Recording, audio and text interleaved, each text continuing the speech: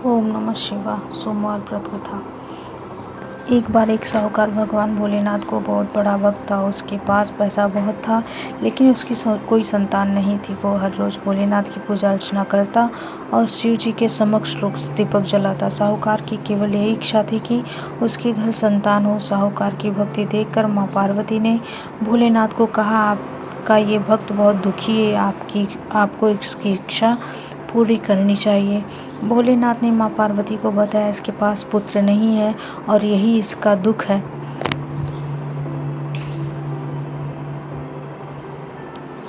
माँ पार्वती के कहने पर भोलेनाथ ने माँ पार्वती को बताया कि साहूकार के भाग्य में पुत्र योग नहीं है।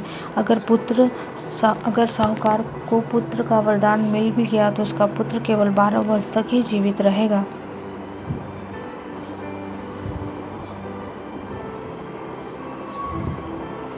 साहूकार ये सब बातें सुन रहा था। साहूकार को ना खुशी हुई ना ही गम।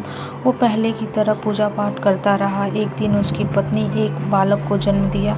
उसके परिवार में जश्न का माहौल था, लेकिन साहूकार पहले की तरह ना खुश ना ही दुखी था। 11 साल की उम्र में साहूकार ने अपने बालक को उसके मामा के साथ शिक्षा ग्रहण करने के लिए काशी भेज दिया। साहूकार ने अपने साले को बोला कि रास्ते में ब्राह्मण को भोज भी करा दे। काशी के रास्ते में एक राजकुमारी का विवाह हो रहा था, जिसका दूल्हा एक कान्हा था।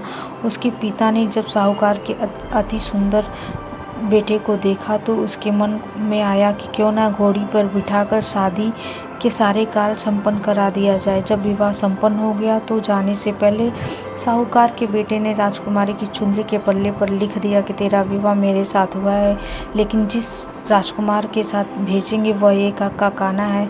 उसके बाद साहूकार का बेटा काशी पहुंच गया। राजकुमारी कान्हे आदमी के साथ विदा नहीं हुई।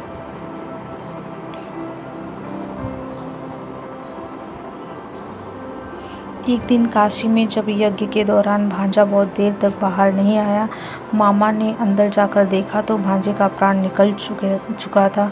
मामा ने रोना पीटना मचाया। उसी वक्त वहां से शिव और पार्वती जी जा रहे थे। माता पार्वती ने शिव जी से पूछा कि यह कौन है। तभी उन्हें पता चला कि यह तो भोलेनाथ के आशीर्वाद से जन्मा साहूकार का पुत्र है। तब माता पार्वती ने कहा, स्वामी इसे जीवित कर दे, अन्यथा रोते रोते इसके माँ पिता के प्राण निकल जाएंगे। तब भोलेनाथ ने कहा, हे पार्वती, इसकी आयु इतनी ही थी सो भोग चुका है। लेकिन माँ के बार बार कहने पर भोलेनाथ ने उसे जीवित कर दिया।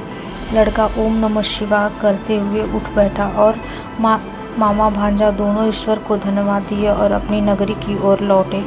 रास्ते में वही नगर पड़ा और राजकुमारी ने उसे पहचान लिया। तब राजा ने राजकुमारी को साहूकार के बेटे के साथ बहुत सारे धन धान्य के साथ विदा किया। इसके बाद वह अपने गांव पहुंचे। वहां साहूकार अपने बेटे और बहू को देखकर बहुत खुश हुआ।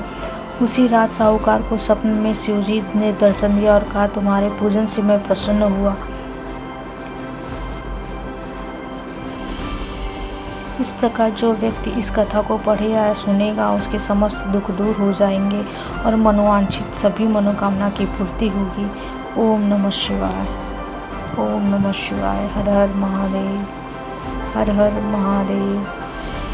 हर हर महादेव।